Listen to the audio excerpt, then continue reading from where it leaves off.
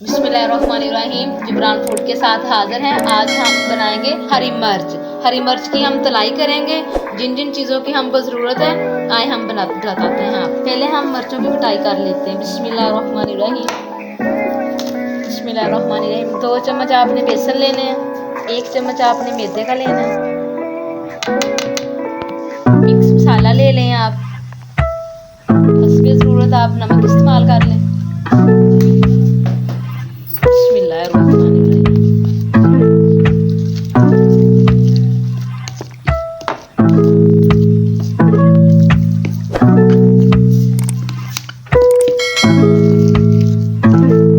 Kick. आपने ज़्यादा इसको पतला नहीं करना।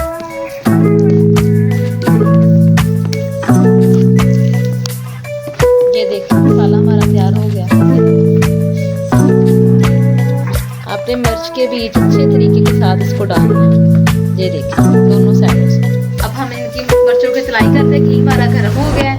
चूल्हा आपने बिल्कुल स्लो रखना है। बिस्मिल्लाहिर्रहमानिर्रहीम। ये दोपहर को आप रोटी के साथ खाएं, दही की चटनी के साथ खाएं। इतना मज़ेदार आप इतनी मज़ेदार रेसिपी है ना। ये देखिए माशाल्लाह।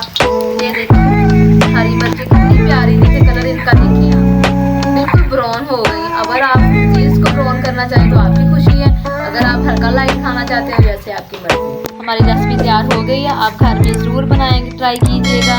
लाइक शेयर एंड सब्सक्राइब ज़रूर कीजिएगा।